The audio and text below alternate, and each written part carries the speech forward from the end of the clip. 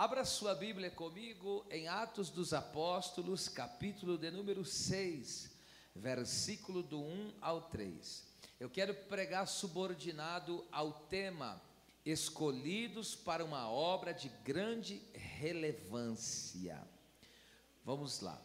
Diz o texto da palavra de Deus. O texto já está aí no telão, então eu já leio. Ora, naqueles dias, crescendo o número dos discípulos, seguidores de Jesus, houve uma murmuração dos gregos contra os hebreus, porque as suas viúvas eram desprezadas no ministério diário, cotidiano. E os 12 apóstolos, convocando a multidão dos discípulos, disseram: não é razoável que nós deixemos a palavra de Deus e servamos as mesas. Escolhei, pois, irmãos, dentre vós 7 varões de boa reputação, cheios do Espírito Santo e de sabedoria, aos quais constituamos sobre este importante negócio. E você diz glória a Deus. Pode se assentar exaltando ao nome do Senhor Jesus. Este texto que acabamos de ler demonstra que as necessidades que aparecem, os problemas que surgem, são na verdade um cenário para Deus revelar os seus escolhidos. Porque esse texto, conforme você acabou de ler comigo, no versículo de número 1, o texto diz que houve uma grande murmuração. E agora, dentro dessa murmuração, os 12 apóstolos convocam a multidão dos seguidores de Cristo, dos cristãos, como assim chamamos hoje, e dizem naquela necessidade que surge: escolhei, pois, irmãos, dentre vós. Eu não quero aqui entrar em detalhes, qual é a razão da murmuração, mas só como pano de fundo aí para os irmãos entrar no contexto, é porque naquela época existiam aqui, quando está falando os gregos e os hebreus, está falando dos judeus que se converteram ao cristianismo, mas falavam grego, e falavam, e os outros hebreus que falavam em hebraico, aramaico, a língua semítica. Então, essas pessoas da fala grega, esses judeus da fala grega, eles, as viúvas deles, não estavam sendo assistidas na questão da distribuição dos alimentos, da necessidade. Então, por conta disso, aí surge uma murmuração. Começou a ver ali no meio da igreja esse resmungo. As pessoas começavam a ficar de canto ali, resmungando e murmurando, porque uns eram atendidos e outros não estavam sendo atingidos. E aí aquilo acabou trazendo um mal-estar ali no meio da congregação, da igreja, no caso da época. E agora surge então uma necessidade. E dentro dessa necessidade, agora falado pelos apóstolos, instruído pelo Espírito Santo, a escolher pessoas para suprir essa demanda, para suprir essa necessidade que apareceu ali no meio da igreja. Agora perceba, no verso 3, o verso 3, a parte A, diz assim: escolhei, pois, irmãos, dentre vós. Dentre vós, está falando das pessoas que estavam no meio da igreja. A primeira coisa que eu aprendo aqui nessa noite: Deus não precisa buscar lá fora se os de dentro estão disponíveis para Ele usar. Eu vou repetir isso aqui porque alguém não entendeu. Deus não tem necessidade de ir lá fora buscar alguém se aqui dentro tem pessoas disponíveis para Ele usar na sua presença. Esta palavra grega, o verbo, aqui no caso escolhei, é o verbo grego episkeptomai. Olha só, que significa examinar, inspecionar, escolher após uma cuidadosa análise. Então não é escolher assim, é feita uma análise, é feito um exame, é feito um check-up geral espiritual. Analisar cada pensamento, analisar cada intenção do coração, analisar cada comportamento. E depois de feito esta análise, e aí então que faz aquela escolha. Esta palavra, ela foi utilizada para falar do exame que o sacerdote fazia para declarar limpo ou impuro em relação à lepra. Levítico capítulo 3, versículo 3. O texto diz que quando aparecia algo na pele de um homem, então ele tinha que ir até o sacerdote, e ali o sacerdote fazia uma análise, fazia um exame, inspecionava ele da planta dos pés ao alto da cabeça. E ali ele, após esse exame, ele poderia declarar se ele de fato estava com a lepra ou se ele era apenas um probleminha na pele, mas ele era declarado então limpo, porque naquela época, ritualmente, a lepra era uma impureza que tinha conotação aí espiritual, de pecado. Então, perceba isso, antes de Deus usar Moisés, Moisés foi examinado. Em Êxodo capítulo 4, Deus aparece para ele e fala que vai usar ele para libertar o povo de Israel, mas ele fala, mas esse povo não me crerão. Veja, Moisés nem está indo lá e está falando mal do povo. E por que ele está falando mal do povo? Porque o povo, quando ele tentou libertar o povo com as suas próprias mãos, o povo se levantou contra ele, falou, vai me matar como matou o egípcio? Ele teve que sair fugido por causa de um hebreu. Então havia um ressentimento no coração dele. E aí quando Deus fala, eu vou te levantar para libertar aquele povo, ele fala, não quero nada com aquele povo não. Então havia o quê? Uma mancha no coração dele. Havia uma lepra no coração dele. Como que eu sei disso? Porque Deus falou para ele, põe a mão no teu peito. Versículo 6 do capítulo 4. Quando Moisés coloca a mão no peito e tira, a mão estava o quê? Leprosa. Aí Deus falou, então enquanto você tiver com essa lepra, Deus estava examinando ele. Quando você tiver com essa lepra, não tem como eu te escolher para te usar. Então primeiro vamos tratar dessa lepra aqui. E esta noite Deus está fazendo uma análise. Deus está avaliando cada coração. Há um check-up espiritual do Espírito Santo. O raio-x de Deus. A sonografia, é assim que fala? Radiografia, né? Radiografia de Deus vai passar hoje aqui. E se tiver alguma poeirinha no interior, hoje o Senhor vai trazer purificação. Louvado seja o seu nome. A lepra, escute, a lepra fala de algumas coisas. Primeira coisa que fala de insensibilidade.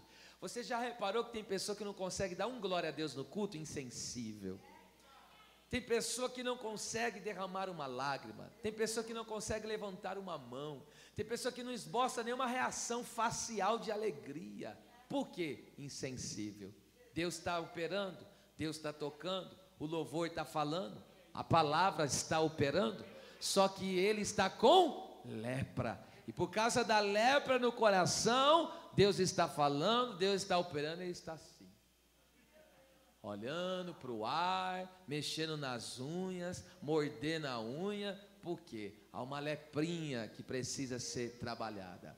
Esta lepra está tirando a sua sensibilidade de perceber Deus, de sentir Deus, de contemplar o agir, o movimento celestial que o Espírito Santo está fazendo. Outra coisa que a lepra fazia, a lepra também fala no caso de ressentimento, porque a Bíblia Sagrada nos mostra, no caso de Moisés mesmo, Moisés tinha um ressentimento, e Deus mostrou que a mão dele estava leprosa por causa do seu coração, que estava com ressentimento. O que é ressentimento? Raiz de amargura. Tem gente que não tem, ele tem dificuldade de perdoar outras pessoas. Ele vai guardando mágoa, ele vai guardando ódio. Essa aqui pisou no meu calo, agora ela vai ver. Ela é vingativa. E a raiz de amargura, veja só, primeiro é uma semente, cria uma raiz e depois dá fruto. Então, nós não podemos guardar nenhum rancor, nenhum ódio, nada de malignidade de algo que alguém pode ter feito algo com você, alguém pode ter te ferido, pode ter te magoado, mas você não pode verdadeiramente retribuir esse mal que fizeram para você, porque você é diferente. Porque o Senhor libertou o seu coração, libertou a sua vida. Muitas vezes você tem que engolir um sapo e cuspir uma pérola. Isso é obra do Espírito Santo na vida cristã. Esse mundo, quanto que esse mundo já te ofendeu, te bateu, te rebentou, mas veio Jesus, te fez engolir esse sapo, e agora você revela as pérolas do Evangelho. Outra coisa que a lepra fala, a lepra fala de falta de comunhão, porque a pessoa leprosa era colocada separada, não podia viver num convívio das pessoas. Você vê que tem gente que tem dificuldade de ter comunhão com o vizinho, de ter comunhão com o irmão. Muitas vezes você fala no culto, pega na mão do irmão, ele não consegue nem pegar na mão, porque não tem comunhão. Às vezes está com algo, né, e ali não está conseguindo ter. A lepra que faz essas coisas. Deus está examinando aí, hein? E outra coisa, a lepra também, ela causava contágio. Havia um grande risco da pessoa ser contagiada com a lepra. Porque uma pessoa em pecado contagia a outra com o pecado. Ela arrasta a outra para o pecado. Então entenda uma coisa aqui nesta noite. Antes de Deus escolher para usar, Deus examina. Deus examina, mostra onde está ali o pecado, mostra onde está a sujeira, Ele mesmo a limpa e fala, agora você está pronto para uma grande obra na minha presença. Aleluia. Neste texto de Atos 6, Deus escolhe pelo menos para 3 coisas. Primeira coisa que Deus nos escolhe para servir. O texto diz que eles foram escolhidos para servir as mesas, ok? Então eu entendo uma coisa, servir não é para pessoas medíocres, medianas, não é para pessoas espiritualmente falando sem vergonhas, é uma elevada posição. E por que servir é uma elevada posição? Porque Cristo esteve nessa posição. Servir é uma coisa, é algo de pessoas grandes no reino de Deus, é algo de pessoas que ocupam uma posição elevada na presença de Deus, porque Jesus falou, Mateus 20, 28, eu não vim para ser servido, mas eu vim para servir e dar a minha vida. Outra coisa, em Filipenses 2, do 5 ao 7, haja em nós o mesmo pensamento, a mesma mente é de Cristo, que sendo Deus não supôs ser igual a Deus, mas antes esvaziou-se. Nós temos que se esvaziar, no nosso caso, se esvaziar de arrogância, de prepotência, de soberba, e esvaziou-se, e o que a Bíblia diz? Tomando a forma de servo e achado na semelhança de homens. Então o próprio Cristo, ele esteve na posição de servo. Todos os grandes homens de Deus que passou na Bíblia Sagrada e é registrado, todos eles foram grandes servos de Deus. Eles tinham algo em comum, eram servos do Senhor. Sabe por que Deus levantou Josué para assumir o lugar de Moisés? Porque ele servia. Sabe por que Deus levantou Eliseu para suceder o grande profeta Elias, o leão dos profetas? Porque ele servia. Então coloca o seu prazer em servir. Deus está dizendo, eu te escolhi, eu te inspecionei, eu te analisei, te limpei e agora eu te escolho para isso. Sirva! Esse é um grande prazer da vida cristã. Eu gosto de servir as crianças. Hoje estou aqui servindo os adolescentes. Hoje me dediquei o dia inteiro só para servir. Hoje foi um dia, eu morri para mim, digo isso não como vanglória, coisa do tipo, Deus sabe, mas sim como testemunho. Hoje eu morri, esse dia eu não vivi para mais ninguém, não vivi para minha esposa, não vivi para meus filhos. Hoje eu vivi só para servir os meus adolescentes, a ministrar a palavra do bom Deus, porque assim eu aprendi com Jesus. Jesus servia as crianças, Jesus servia as multidões, Jesus servia os órfãos, Jesus servia as viúvas, Jesus servia os necessitados, Jesus servia. Diga, Deus me escolheu para servir. Glória a Deus, glória a Deus. Sirva a teus pais, sirva espiritualmente falando seus amigos na escola, sirva aquela pessoa que Deus colocou no teu caminho. Deus te levantou e te escolheu para servir. Segundo propósito pelo qual Deus nos escolhe nesse texto, para ajudar e socorrer os necessitados, porque qual que era a causa? As viúvas, símbolo de pessoas vulneráveis e necessitadas. Então Deus me escolheu para quê? Para fazer a obra social e também o evangelismo, evangelizar as almas. Está escrito em Tiago 1,27, que a religião pura, imaculada, é visitar os órfãos e as viúvas em suas tribulações e se apartar da corrupção. Então Deus me levantou, Deus me escolheu para que eu possa servir os necessitados. É por isso que você pode, muitas vezes, você está às vezes numa fila de mercado, numa fila de banco, carregue a bolsa de alguém, dê a gentileza, estende a mão, abre a porta para a pessoa passar, carregue a compra dela, quer que eu ajude a carregar? Isso é coisa de crente, aleluia, escolhido por Deus. Escolhido por Deus, lá dentro da sua casa, trazendo aí para os nossos adolescentes, lá dentro da sua casa, fica esperando não alguém pedir para você fazer alguma coisa, se disponha, faça. Agora veja, Deus nos chama para atender os necessitados com o nosso tempo, com os nossos recursos materiais, é claro, e outra coisa, e evangelizar os necessitados. Olha o que está escrito em Lucas 4, 18 ao 19, está escrito assim: o Espírito do Senhor Jeová está sobre mim, porque Deus me ungiu para evangelizar os pobres, para pregar libertação aos cativos, soltar os que estão em prisões e apregoar a palavra da libertação, a palavra do Senhor, para dar vista ao cego. Então Deus te escolheu, tanto para fazer uma obra social, mas uma obra espiritual de ganhar as almas pelo poder do Evangelho. Pastor, quem são os pobres? Todos aqueles que não foram enriquecidos pela graça de Deus. Onde tiver uma alma que não tem o Evangelho, a vida em Cristo, é um pobre, miserável, desgraçado, como diz em Apocalipse, e precisa ser alcançado pelo Senhor. Terceiro propósito, nesse texto pelo qual Deus me escolhe para fazer cessar as murmurações. Então, para que escolheu ali aqueles homens? Porque aconteceu uma murmuração, tinha uma murmuração, e agora eles são escolhidos para quê? Para cessar a murmuração. Eu aprendo o que com isso? Não podemos ser causa de murmurações ou problema na vida de quem quer que seja, mas Deus nos chamou para ser a solução. Eu vou repetir isso aqui.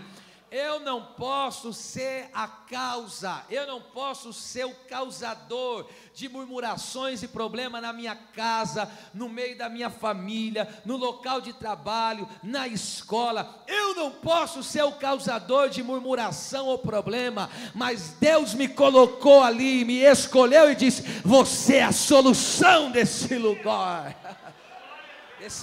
desse negócio. Deus te levantou para ser a solução. Então, se você vê que alguém está com espírito de murmuração, se está em algum lugar que você vê, e alguém diz: mas ninguém limpa aqui, então Deus escolheu você para cessar essa murmuração.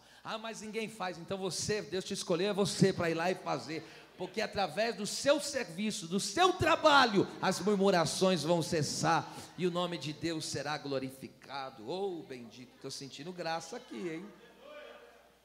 Agora vamos lá, parte B do versículo 3, a mensagem está aqui no versículo 3. Ele diz assim: escolher, pois, dentre vós, olha lá, 7 varões. 7 é o número de Deus e representa a completude, ok? Não se limita a 7 homens, no caso, trazendo para nós hoje. 7 varões de, olha lá, boa reputação, cheios do Espírito Santo e de sabedoria. 3 características para ser escolhido: tem que ser de boa reputação, tem que ser cheio do Espírito Santo e tem que ser cheio de sabedoria. Vamos trabalhar esses 3 pontos aqui. Boa reputação é a palavra grega martireo, que significa ter bom testemunho. É falar bem de alguém com base em uma experiência pessoal. Agora vem uma pergunta: o que as pessoas estão experimentando ao nos conhecerem mais intimamente? O que eles experimentam? As obras da carne ou o fruto do Espírito? Quando alguém se aproxima de nós, quando nós começamos muitas vezes, às vezes você vai na casa de alguém, às vezes você tem um tempo maior de estar com ele, o que ele está experimentando? Qual é o testemunho que nós temos dado acerca de Jesus? Então entenda uma coisa aqui, eles aprendem mais sobre Jesus ou sobre o mundo quando estão conosco? Eles aprendem mais sobre santidade ou sobre carnalidade? Quando essas pessoas olham para nós, eles aprendem o que é ser cristão ou aprendem o que não deve fazer para ser um cristão? Então, aqui esse texto está nos mostrando boa reputação, é o meu testemunho baseado no quê? Numa experiência pessoal. Aqui, ok? E isso aponta, é claro, logicamente, isso aponta para o caráter. O nosso caráter vai trazendo uma reputação. Por exemplo, se uma pessoa, ele é um mau caráter, ele compra já na intenção de não pagar, isso é mau caratismo. O que é isso? Ele vai criar o quê? Uma fama. Ele vai criar, vai ser falado algo dele, ó, não vende nada para essa pessoa, porque ele não é um bom pagador. Por exemplo, ó, não empresta nada para aquela moça, você emprestou, ela não te devolve mais. Então isso, o que vai acontecer? Isso vai sendo criado uma reputação, mas uma reputação é criada em cima do quê? De um caráter. Vocês estão aqui ou já foram embora? Então a pergunta aqui nesta noite é essa: quando alguém senta para conversar conosco, o que ele está aprendendo? Qual é a conclusão que ele está tendo? O que é que ele está experimentando? Ele vê da minha vida, ele experimenta da minha vida, falar de ficar passando a mão nas partes íntimas, de quem beijou, quem deixou de beijar. Aleluia. Vocês que convidaram o pregador, o problema é de vocês. Não tem nada a ver com isso. Aleluia, glória a Deus. Tem gente que você para conversar com ela, ela entende de série, ela entende da Netflix, ela entende daquilo, ela entende de marca, ela entende de tudo, só não entende de oração, de Bíblia, de vida com Deus. E aí é perigoso, porque aí as pessoas vão experimentando esta carnalidade, esse mundanismo que está encrostado no caráter desta pessoa que formou ela. E o que acontece? Aí as pessoas que são da luz, ou estão lá para contagiá-la, ou se vê que ela não quer compromisso, separa, porque não tem como, né? Luz e trevas, eles não combinam, não fica. Agora, treva combina com treva, e luz? Combina com luz. Oh, glória a Deus, louvado seja o Senhor, aleluia, glória a Deus. A pergunta que não quer calar nesta noite, eu estou repetindo, e é esta: o que as pessoas estão experimentando ao nos conhecerem mais intimamente? Qual é a experiência dela conosco? Elas estão provando mais do mundo, elas estão se aproximando mais das trevas, elas estão deturpando, saindo fora do caminho da palavra, ou quando elas experimentam, aleluia, do nosso testemunho de Jesus Cristo, elas querem mais Deus, elas se aproximam mais de Deus, elas querem mais a presença. Aleluia, elas falam mais de oração, ela fala mais de propósito com Deus. Oh, meu Deus do céu, vamos lá. Segunda característica, essas pessoas escolhidas, que vão ser escolhidas, elas são inspecionadas. E agora, ela tem que ter característica: primeira, boa reputação; segundo, ela tem que ser o quê? Cheia do Espírito Santo. Pessoa tem que ser cheia do Espírito Santo. A palavra cheia aqui do grego é pleres. Olha só, tem 4 significados e eu vou aplicar os 4. Olha só: completo, preenchido, em oposição ao vazio. Completamente ocupado, que tem o sentido de alguém satisfeito. Terceiro significado: o que está cheio, sólido, é alguém bem fundamentado, que alcançou firmeza. Como dizia a mamãe, saco vazio não para em pé. Então, algo que está cheio tem solidez, ok? É bem fundamentado. E 4 significado: completamente cheio, que fala de uma vida controlada, porque o que me enche me controla.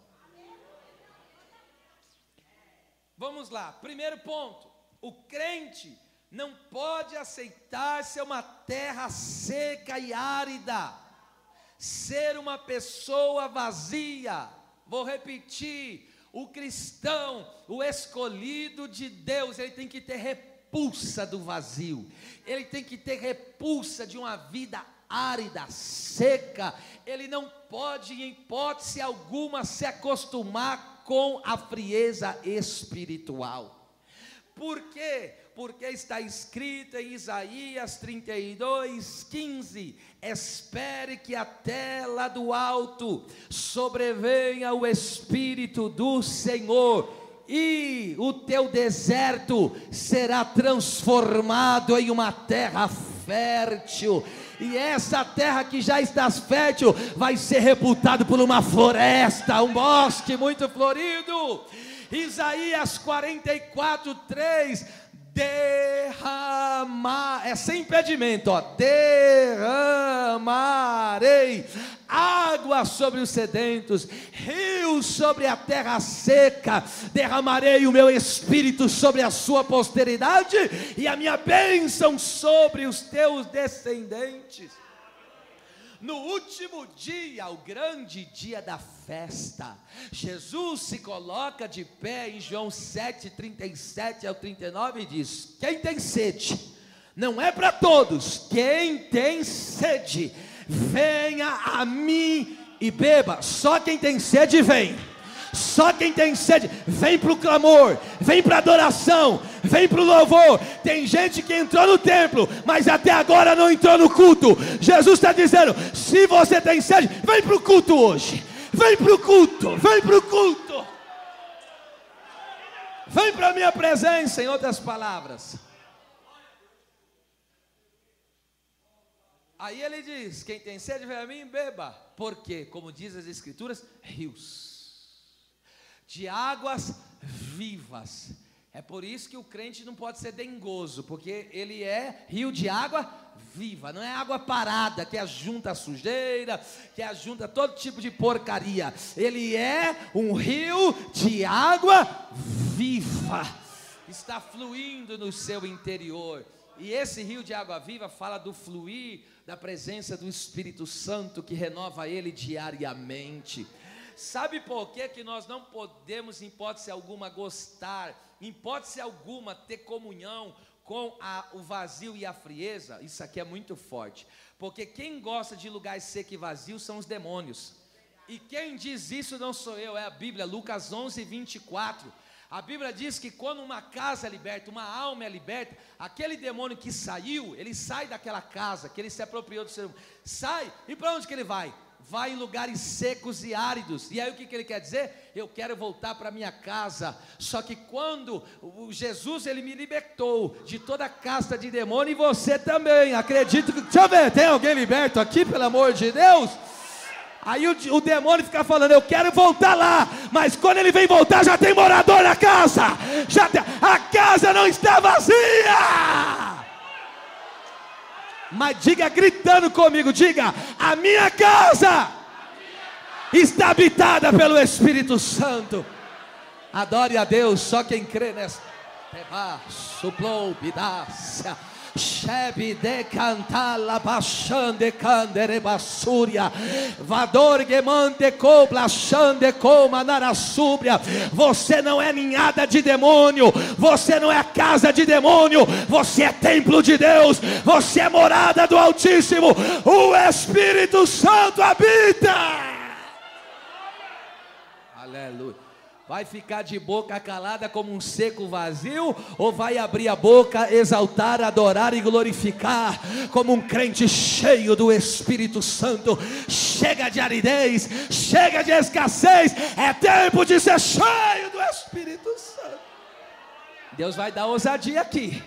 Esses glorinha michuruca, esses glória a Deus sem vida, esses aleluia sem unção, porque até para adorar tem que ter unção, meu filho, até para adorar tem que ter unção. Deixa eu ver, só quem recebeu a presença. Eu vou dar 30 segundos. Levante as duas, não é para bocejar não, meu bem. É para levantar a mão e dar glória a Deus. Cadê você dando glória a Deus? Cadê você falando em línguas estranhas agora? Eu quero ver, ei. Para zombar tem uns aqui que é bom. Para fazer chacota tem alguns aqui que é bom. Mas eu quero ver aqui adorar. Eu quero ver adorar.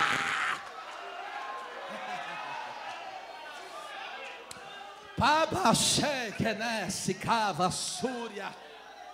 Andecova súria. Aleluia. O canal sai lá fora, ele desce e esculacho, mas aqui dentro nós pega ele. Ele sai lá fora, só fica falando de coisa morta e vazia, mas quando chega aqui nós pega ele de jeito. Aqui você tem duas opções, ou você vai entrar no fogo ou o fogo vai pegar você hoje aqui nessa vida. Tem como escapar não, hein? Chega de vazio. Crente vazio é morada, não tem outra palavra para dar. Crente vazio, árido, seco, é onde o demônio gosta de operar. Gosta de trabalhar na mente dele, gosta de trabalhar no coração dele, gosta de agir através das atitudes dele influenciando, mas crente que tem água viva, crente que é movido pelo Espírito Santo, quando o diabo chega e bate na porta para entrar, o Espírito Santo abre e fala: aqui já tem morador, sai daqui. Aleluia, glória a Deus. Meu Deus, gente, vamos lá. Segundo mistério, ser cheio do Espírito Santo. Primeiro, em oposição ao vazio, está preenchido. Segundo, é estar completamente ocupado, no sentido de quê? De ser uma pessoa satisfeita. Escute isso aqui: acima de tudo e de todas as coisas, a presença de Deus tem que ser a nossa satisfação, a nossa grande, a nossa incomparável e a nossa maior alegria. Olha o que diz o Salmo 63. Eu estou sentindo tanta graça aqui. Essa graça é para batismo com o Espírito Santo. Essa graça é para renovação de dons espirituais. Salmo 63, do 3 ao 5, está escrito assim: ouça, o teu amor é melhor que a vida. Olha só, o teu amor, ó Deus, é maior do que a vida.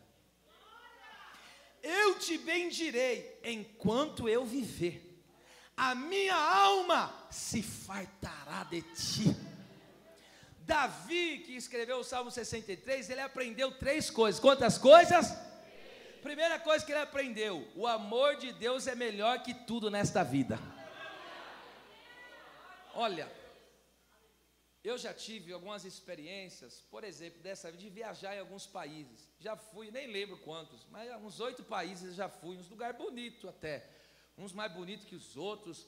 Já fui nos lugares que você olha assim, você fica até boquiaberto, paradisíaco, já fui. Mas eu vou dizer para vocês aqui, já tive essas experiências nesta vida, mas eu vou dizer, não chega nem na unha, não chega nem numa vírgula do que é experimentar o amor de Deus.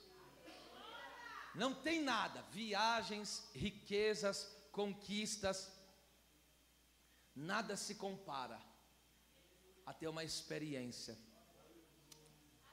com o amor de Deus. Aleluia. Você pode passar o resto da sua vida morando no interior de São Paulo, aqui na cidade de Assis, e não sair daqui nem se em algum momento. Não estou dizendo não estou dizendo que ia ter algum problema disso, tá? Entendo o contexto que eu estou pregando. Mas estou dizendo, caso aconteça, você viver o resto da sua vida e não conhecer nenhum lugar do mundo, ficar aqui na tua cidade, mas se você conhecer o amor de Deus, já valeu. Valeu? Você não perdeu nada. Você não perdeu nada. Porque maior é o teu amor, melhor é o teu amor do que esta vida. Ele aprendeu isso. Segunda coisa que ele aprendeu: só vale a pena viver para Deus. Por isso que ele disse: enquanto eu te bendirei enquanto eu viver. O que ele está dizendo? A minha vida é um louvor ao teu nome. Ele está dizendo: só vale a pena viver se for para viver para te exaltar. Se não for para viver para te exaltar, essa vida não faz sentido. Não é o que Paulo disse? O viver para mim é Cristo e morrer, isso aí é ganho. Isso aí é bênção para a minha vida, maior ainda. Terceira coisa que Davi aprendeu neste salmo, oh meu Deus, que o Senhor é a satisfação da alma dele. Ele disse aqui no verso 5, eu já citei para os irmãos, a minha alma se fartará. O que é fartará? Está satisfeita. Está satisfeita. A única pessoa que pode de fato encher a nossa alma é Deus. Não existe nenhuma conquista, nenhuma realização pessoal que possa nos preencher como a própria presença de Deus.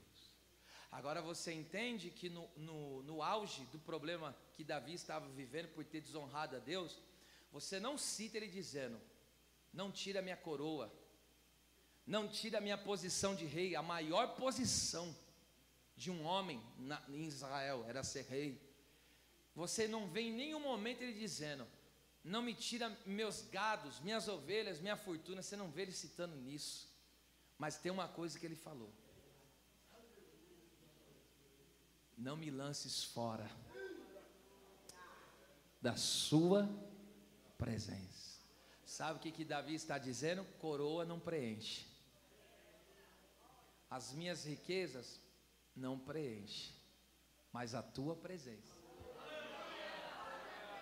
me farta. A tua presença, ela me sacia. Porque quem é saciado pela presença de Deus, o que Davi falou? Ele tinha toda experiência com Deus, né? O Senhor é o meu pastor. Se eu já estou saciado com Ele, o que dirá as outras coisas? Você acha que Ele vai deixar faltar? Porque a maior necessidade do homem não são as coisas, é Deus. Oh meu Deus do céu, aleluia, aleluia.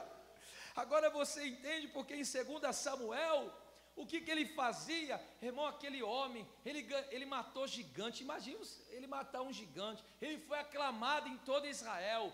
Ele viveu coisas tremendas. Você nunca vai ver Davi, o texto falando, e Davi pulou diante daquela conquista, e Davi saltou diante daquela conquista. Mas o dia que ele carregou a arca, o dia que ele estava na presença, olha o que o texto diz, pulava com todas as suas forças, pulava com todas as suas forças. Quem entrou aqui nesta noite, aleluia, para dar tudo que tem para Deus aqui? Deixa eu ver, só que segura por um minuto a sua mão levantada ao mais alto do céu e começa a entregar o que você veio trazer para Deus. Começa a colocar no altar o que você veio entregar para o teu Deus. Ele é a tua maior alegria, Ele é que sacia teu ser. Glória a Deus. Terceiro, vamos lá. Terceiro, ser cheio. Meu Deus, isso aqui é forte demais. Conforme eu disse o significado da palavra, né? É estar cheio, sólido, que significa bem fundamentado, firme. Ser cheio do Espírito Santo está ligado à firmeza espiritual. Em Atos capítulo 11, versículo 24, nessa colocação mesmo, e 23, está escrito assim: e Barnabé era um homem cheio do Espírito Santo, e exortou a todos os irmãos que, com firmeza de coração, permanecessem no Senhor. Diga comigo forte e pedagógico: firmeza de coração. Vocês podem fazer melhor, isso é pedagogia. Firmeza de coração. Amém, é isso que Deus está nos dando aqui nesta noite. Porque a presença do Espírito traz solidez espiritual. Deus vai acabar com essa inconstância da sua vida. Deus vai extinguir essa inconstância horrível. Uma hora está com Deus, outra hora não está, outra hora santidade, outra hora não. Deus vai acabar com essa inconstância. Você vai alcançar constância espiritual. Escute isso. Esta palavra firmeza de Atos 11, 23, é a palavra grega prophesis. Olha só o que significa: apresentação, propósito, resolução, que é a capacidade da pessoa decidir, ok? Esta palavra era usada para falar do pão que era fixado na mesa dos pães. Lembra? Não tinha os 12 pães lá em Israel que Deus ordenou? por isso que é a apresentação, ou alguns chamam o pão da face, né?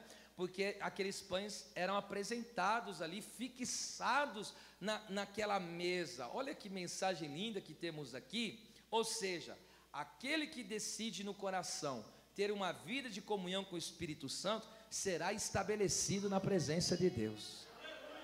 Então, olha só que coisa linda, nós temos que decidir, meu amado. É uma decisão do coração, ter comunhão com o Espírito Santo. Então você decide, eu quero viver uma comunhão com o Espírito Santo. E esta comunhão com o Espírito Santo vai fazer o que com o seu coração? Fortalecê-lo. Aí você não vai desmaiar na fé.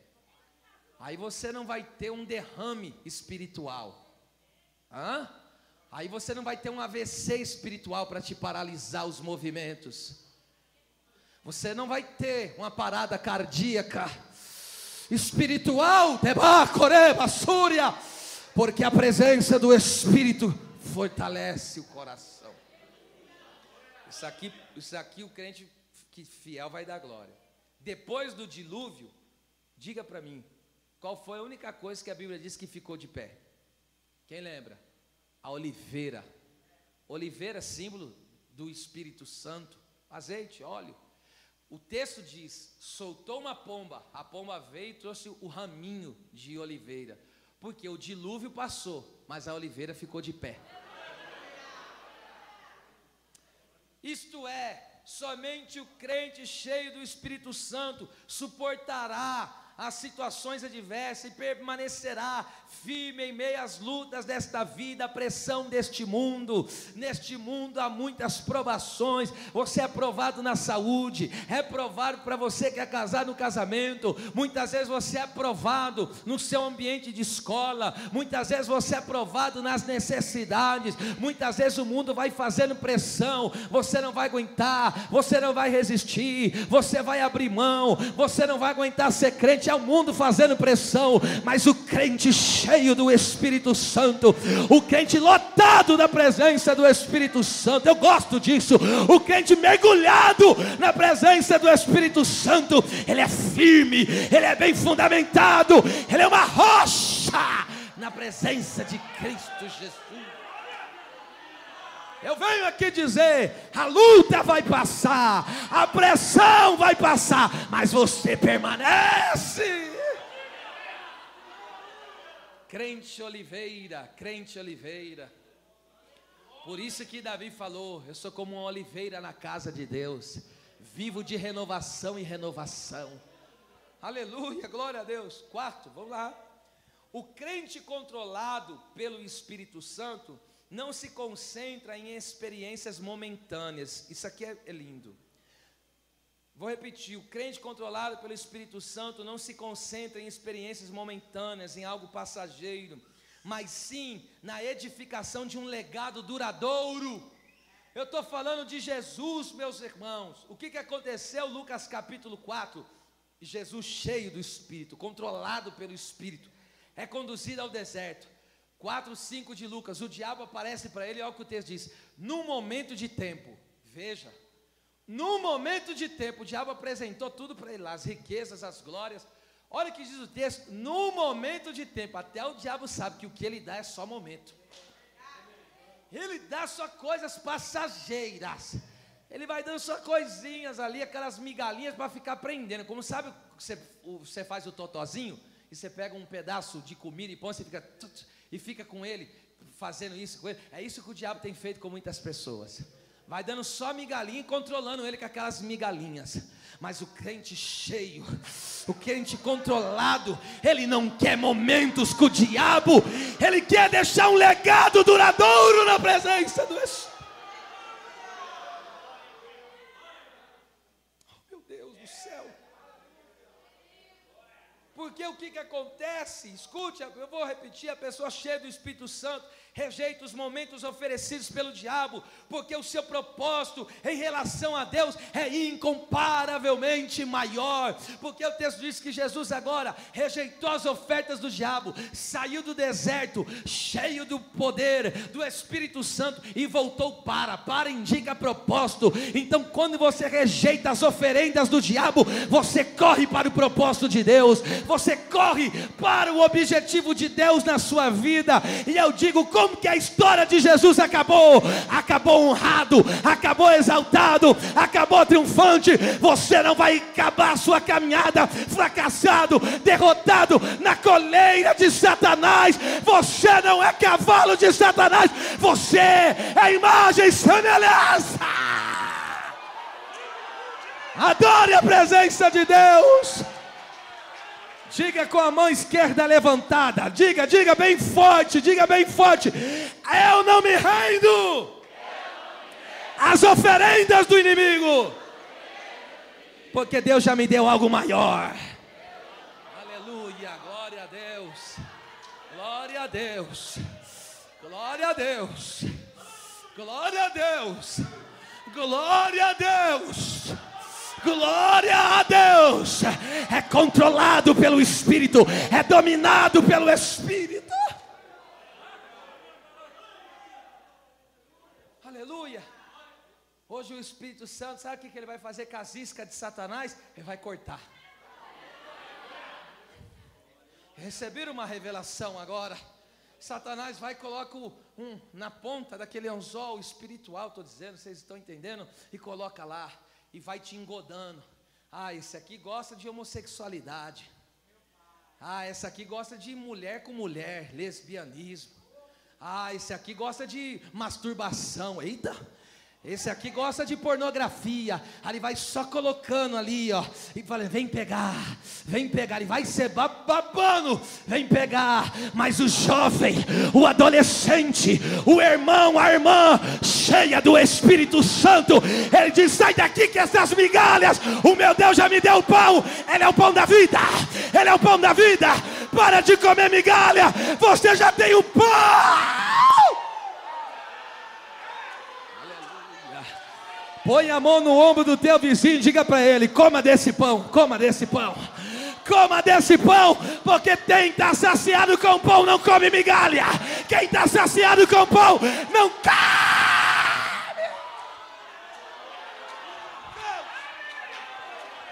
Machanda calabassúria, elebassúria. Pega na mão desse crente aí agora. Levante a mão dele, só a mão dele no terceiro andar, porque Deus vai derramar uma graça aqui. Aonde tem presença, vai pegar presença, porque um crente de fogo passa fogo. Até quem está frio hoje, Deus vai esquentar, porque você é controlado pelo Espírito. Pelo Espírito. Abre a boca, abre a boca, abre a boca, abre a boca. Eu quero ouvir a igreja dando glória. É glória, é glória, é glória. Ela basura. Emendre fa super genai. Ele baixanda canto. Eminara xanda canto que. Ele bacante que vassúria. Alabacante complasnai. Onde tiver vaso, Deus vai começar a pegar. Que se manifesta os vasos. Já tem um com a palma na mão, já tem outro ali recebendo, já tem outro ali atrás falando em línguas. Recebe, recebe, receba.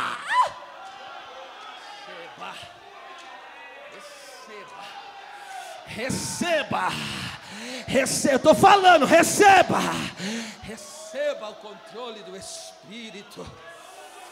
Oh, eu estou tomado aqui.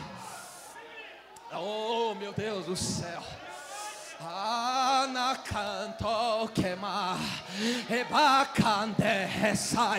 Que se manifeste os verdadeiros adoradores, que se manifeste os inconformados, que se manifeste os crentes cheios de Deus, que se manifeste os que têm o nome escrito no livro da vida, que se manifeste os que têm segurança da salvação.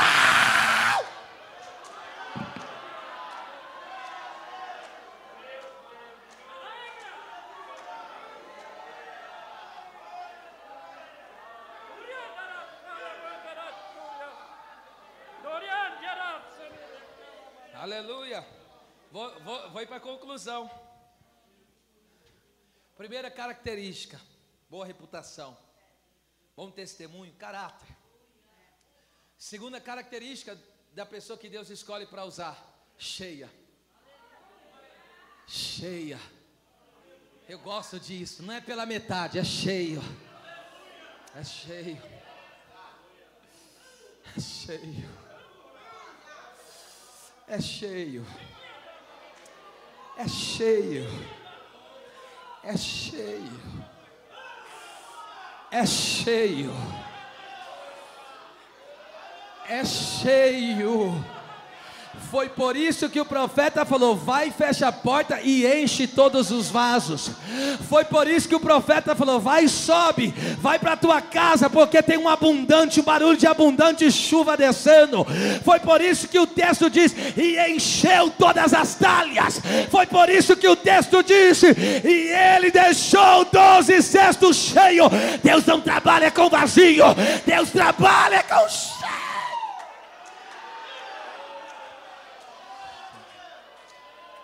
Cheio. Terceira característica da pessoa que Deus escolhe para uma obra de grande relevância: ele tem que ser cheio também, não só do Espírito, de sabedoria. Sabedoria, até a inspiração do nome da minha filha é Sofia, que de forma resumida e simplória, Sofia é sabedoria, no caso, habilidade nas questões da vida, aptidão é saber. Poderíamos dizer que a sabedoria é a capacidade de agir apropriadamente a qualquer circunstância. Na sabedoria de Deus tu não erras. Vou profetizar, não vai errar no trabalho, não vai, oh meu Deus do céu. Você vai saber lidar com cada situação, porque aqui cada um vive um desafio. Tem pessoa que o meio da tua família tem sido um desafio para você, sabedoria. Outros aqui, a tua faculdade, a tua escola, esse tem sido a circunstância, o desafio que você tem enfrentado, sabedoria. O teu local de trabalho, perseguições, batalhas, lutas, sabedoria. Sabedoria vai nos ensinar a lidar adequadamente em cada circunstância dessa vida. Tanto com pouco, com muito, não importa, a sabedoria nos ensina.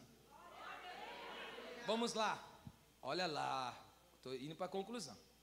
Dentre outras coisas, o que fez Daniel, Misael, Ananias e Azarias, ou seja, seus amigos, se destacarem na Babilônia? Babilônia é o símbolo do mundo. O que fez eles se destacarem? Sabedoria. Está escrito isso em Daniel 1:20, olha o que diz o texto. Em matéria de sabedoria, eles tinham quantas vezes mais capacidade? 10. Olha lá, fizeram uma análise lá, um provão entre todo o povo da Babilônia e os crentes. Chegaram à conclusão: esses crentes têm sabedoria quantas vezes mais? Levanta as duas mãos assim com a mão aberta, por favor. Deus está te dando uma sabedoria completa.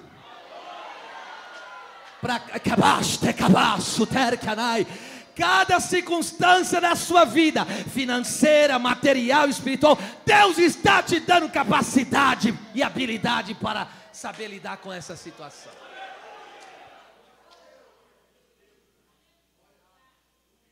Eles eram 10 em toda a matéria, olha lá, em toda a matéria de sabedoria, eles eram 10 vezes mais.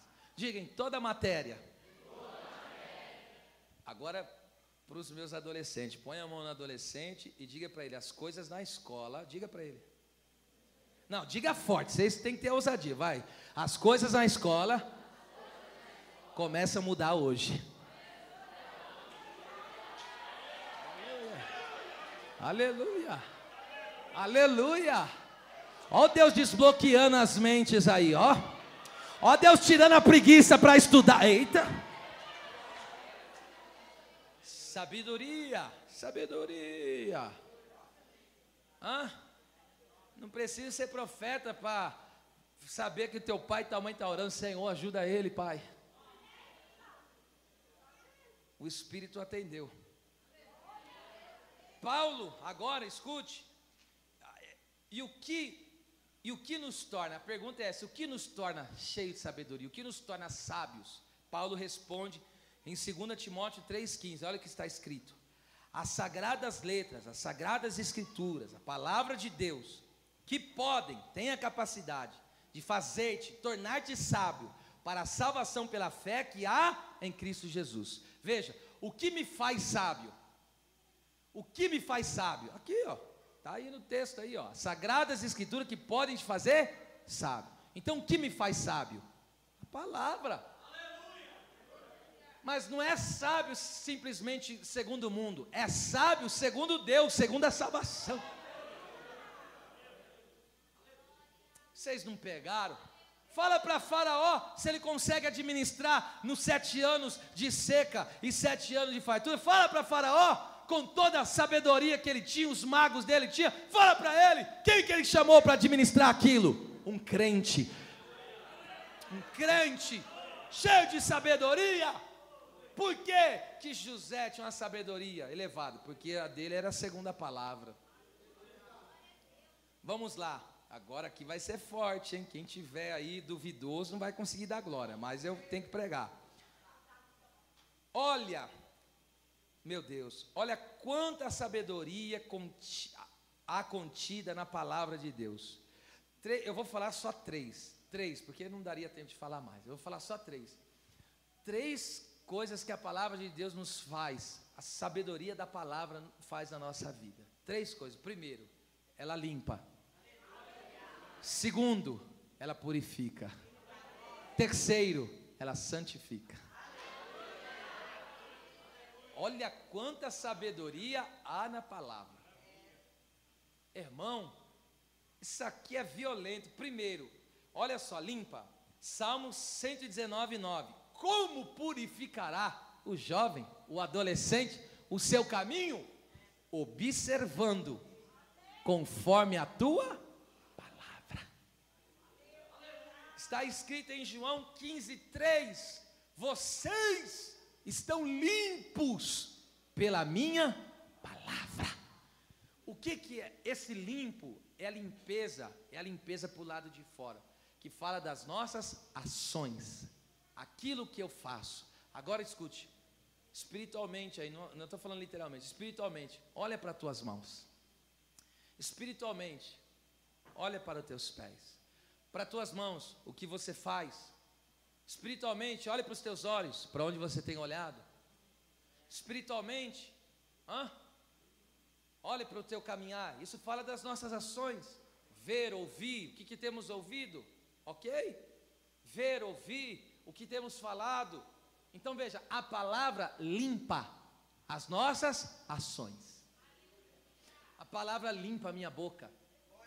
É por isso que dessa boca não pode sair palavrão, não pode sair murmuração, não pode sair, aleluia, palavras indecentes. Por quê? Porque a minha boca recebeu o impacto da palavra. Essa é uma grande sabedoria de Deus.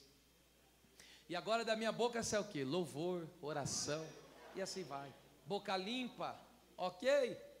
Então escute, ações, a palavra é um estilo de vida, de sabedoria, viver de forma limpa. Agora imagina, se você pegar, eu não estou falando nem uma semana, fica um dia sem lavar o teu corpo. Quem que vai aguentar essa boca? Quem que vai aguentar olhar para essa cara ramelenta?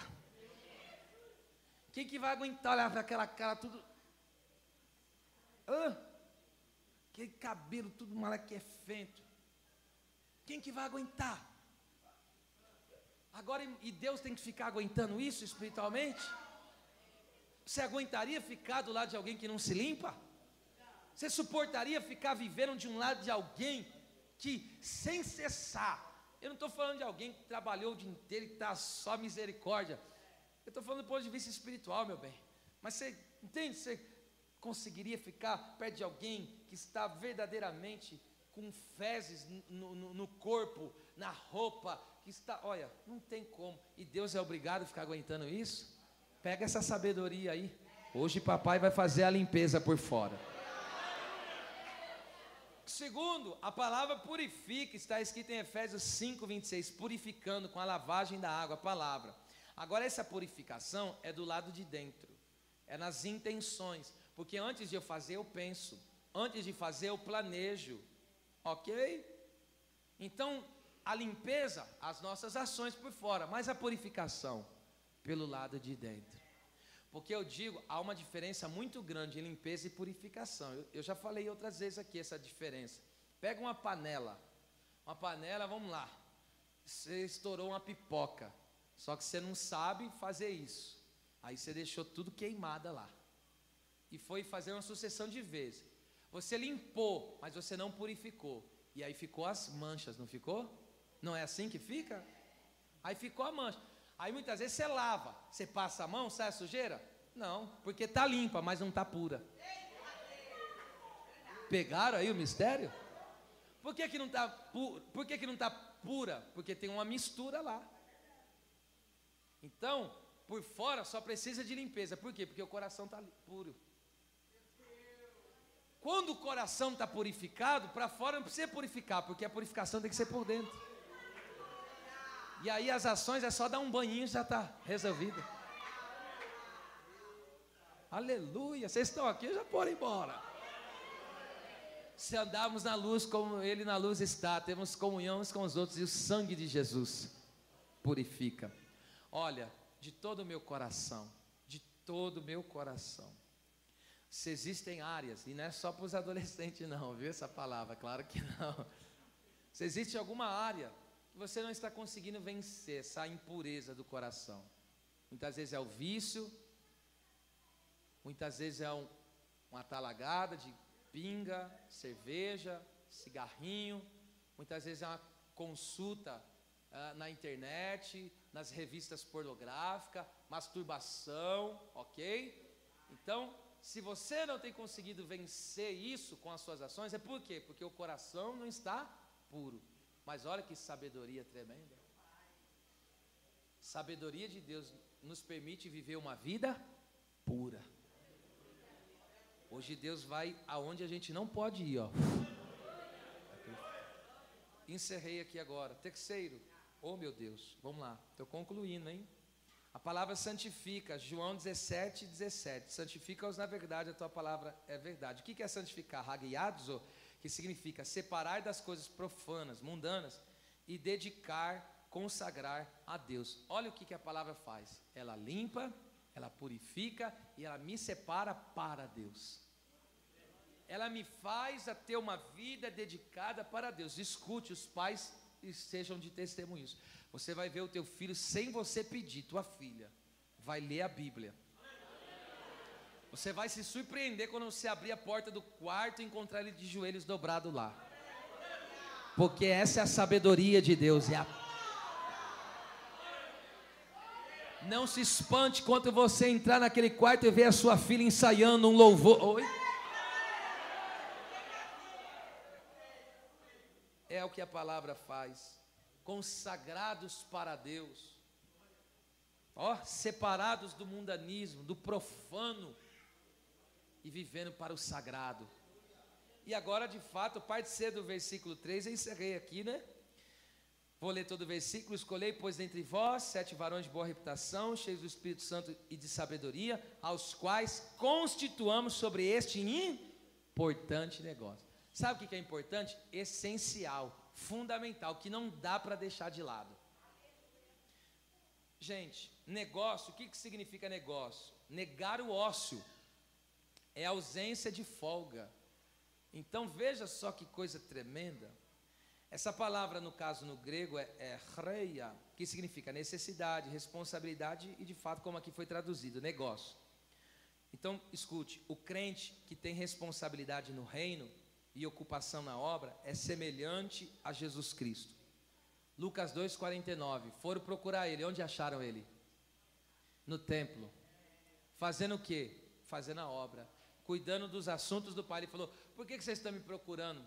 Se me compete tratar dos negócios de meu Pai. Sabe o que Jesus falou? Eu não sou nenhum preguiçoso. Quando eu me dedico às coisas de Deus, é porque eu sou responsável. A maior ocupação que existe, a maior, tem várias ocupações. Trabalho é uma, importante, claro que sim. Mas a maior ocupação que nós temos é se ocupar com Deus e com a sua obra. Com Deus, e aí tem gente que fala assim, não sobrou tempo para Deus, mas a maior ocupação é com Deus. Então entenda uma coisa aqui, em nome de Jesus, existem pessoas tão ocupadas com as coisas e os prazeres desta vida que não tem tempo para Deus e a sua obra. Mas por outro lado, há pessoas tão ocupadas com Deus e a sua obra que não tem tempo para o mundo. Eu vou repetir isso aqui, vou repetir.